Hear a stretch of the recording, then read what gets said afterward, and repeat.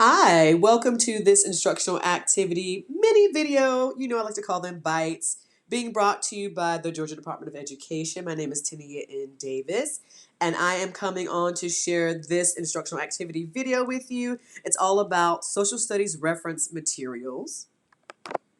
We're going to be focusing on resources like maps, atlases, almanacs, encyclopedias, and biographies, as well as catalogs and directories, yearbooks, the news or newspapers, the census polls, and websites that you vet to make sure that they are appropriate for your students. This is all talking about or focusing on information processing skill number 8. It is one of the standards that we have to teach or incorporate into our lessons, into our instruction. These reference materials that I just mentioned to you, the beauty of them is that they're also primary and or secondary sources. So you can also tie in that information processing skill along with this as well, so that you can check off, account for, share information for more than one skill set at a time.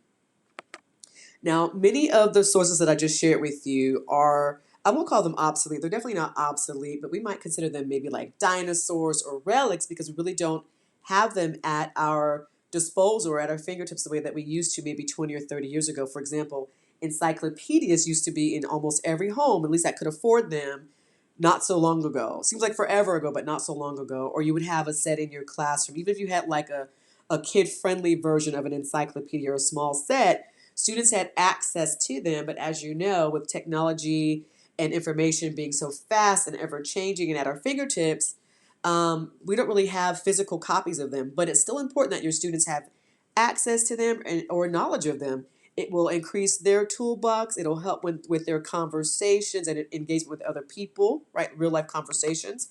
All right, so how can you incorporate this? Remember, for second grade, these skills are only being introduced, but students are being asked to be able to identify which one to use when.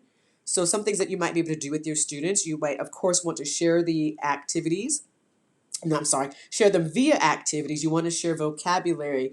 What are these things? What do you use them for so that they can know when to choose them and what they should go seek out when they want to find specific information? So, for example, you could, of course, introduce the vocabulary for each one of them. Maybe every Friday morning or whenever you do your social studies instruction, mine is in the afternoon. So maybe before each lesson, once a week on Friday, you introduce a resource, maybe one or two of them. Like if you can maybe incorporate something like the news and newspapers or the census and polls, things that are very similar, that'll help with your any kind of time constraints that you might have. You can also create a sense of comparing and contrasting what those objects are, what those resources might be. You can show a picture.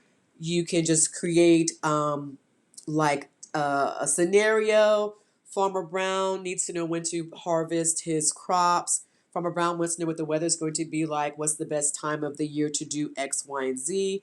What resource should Farmer Brown use? So you can make it fun. You can tie in characters from stories that you know of.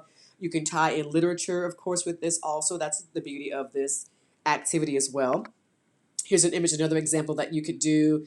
This woman is collecting information about this woman's household.